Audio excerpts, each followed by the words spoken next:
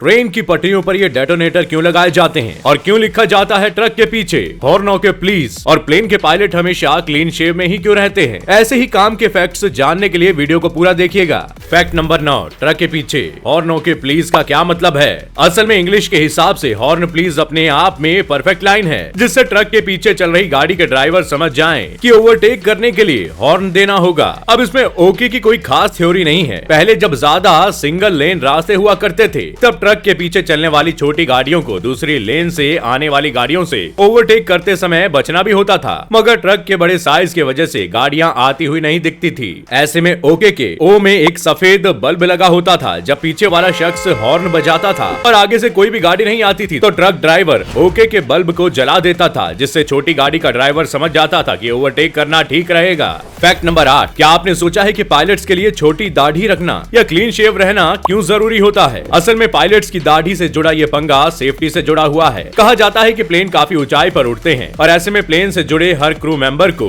हर situation के लिए तैयार होने की जरूरत होती है, मगर इनमें से सबसे बुरी सिचुएशन तब आती है जब ऊंचाई पर पहुंचकर प्लेन के अंदर ऑक्सीजन की कमी हो जाती है, क्योंकि प्लेन के अंदर हवा के दबाव को आम लोगों के हिसाब से सेट किया जाता है, जो बाहर के दबाव से ज्यादा होता है। मगर ज्यादा ऊंचाई पर जाने के बाद ऐसा हो सकता है कि केबिन के अंदर की हवा का दबाव कम होने लगे, और हवा का दबाव कम होने पर पैसेंजर्स के साथ फ्लाइट के पूरे क्रू को ऑक्सीजन मास्क पहनना पड़ता है, और यही कंडीशंस पायलट्स पर भी अप्लाई होती है। ऐसे में अगर पायलट की दाढ़ी बढ़ी हुई रहेगी तो उन्हें मास्क लगाने में परेशानी होगी और मास्क सही तरीके से चेहरे पर फिट नहीं बैठेगा, तो इससे पायलट की जान भी जा सकती है, जो पूरे प्लेन के लिए खतरनाक है। फैक्ट नंबर 7, क्या आपको पता है कि सर्दियों में ट्रेन की पटरियों पर डेटोनेटर क्यों लगाया जाता है। दरअसल डेटोनेटर एक तरह के विस्फोटक होते हैं और इन्हें ट्रेन के लिए इस्तेमाल होने वाली माइंस भी कहा जाता है। ये छोटे से एक बटन की तरह होते हैं और जैसे ही उस पर से ट्रेन गुजरती है तो ये जोर से आवाज करते हैं। असल में रेलवे यात्रियों की सुरक्षा के लिए इसका इस्तेमाल करता है, ताकि ट्रेन के किसी भी एक्सीडेंट से बचा जा सके या फिर कोहरे में ट्रेन को सही ढंग से चलाया जा सके। फैक्ट नंबर 6, क्या आपके दिमाग में कभी ख्याल आया है कि कंप्यूटर के माउस को आखिर माउस ही क्यों कहा जाता है, कुछ और क्यों नहीं। असल में माउस का इन्वेंशन डगलस कार्ल एंजलबर्ट ने 1960 के दशक में किया था। जब माउस को बनाया गया तो उस समय इसका नाम पॉइंटर डिवाइस रखा गया था।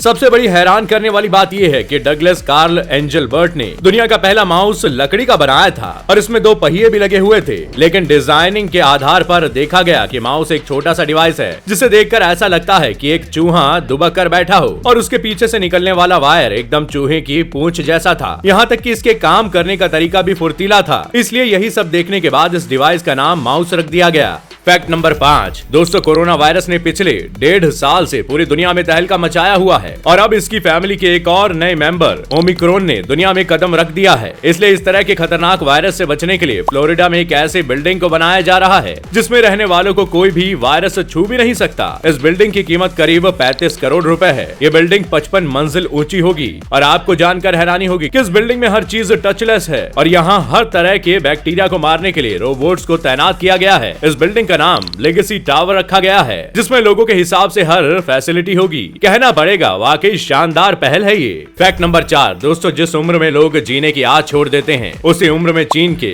जिनमिन यांग इतने फिट हैं कि इनको देखकर हर किसी को लगता है कि इनकी उम्र 30 साल से ज्यादा नहीं है, लेकिन इनके बारे में जानकर हैरानी होती है क्योंकि इनकी उम्र 72 साल है। असल में जिनमिन यांग पहले एक बॉडी बिल्डर थे और इन्होंने 30 सालों तक लगातार हर दिन वर्कआउट किया है। बॉडी बिल्डिंग के दौरान वे अपनी सेहत का बहुत ही ज्यादा ख्याल रखते आए हैं और यही बात इन्हें दुनिया में सबसे अलग और लोगों के लिए इंस्पिरेशन बनाती है। फैक्ट नंबर 3, जापान में ओत्सुची टाउन में एक टेलीफोन बूथ ऐसा है जो वहां के लोगों के लिए उनकी जिंदगी का अहम हिस्सा है। असल में साल 2011 में भूकंप और सुनामी की वजह से यहाँ रहने वाले लोगों ने अपनी फैमिली के लोगों को खो दिया था, इसलिए यहाँ टेलीफोन ऑफ द विंड नाम का एक फोन बूथ है। इसकी खास बात यह है कि इसका कनेक्शन कहीं भी नहीं है, बल्कि इसे इसलिए यहाँ पर लगाया गया है ताकि यहाँ के लोग उस भूकंप में खोए हुए लोगों को याद कर सके। यही वजह है कि आज भी यहाँ लोग कॉल करने के लिए आते हैं। फैक्ट नंबर 2, दुनिया में एक ऐसा देश भी है जहाँ की महिलाओं का बॉडी मॉडिफिकेशन कर दिया जाता है। असल में दक्षिण इथियोपिया में औरतों को बदसूरत दिखाने के लिए उनके होठ में एक गोल लकड़ी और मिट्टी से बनी डिस्क पहना देते हैं, क्योंकि यहाँ के लोगों का मानना है कि ऐसा करने से महिलाएं कम खूबसूरत दिखेंगी और इससे उन्हें कोई बुरी नजर नहीं लगेगी।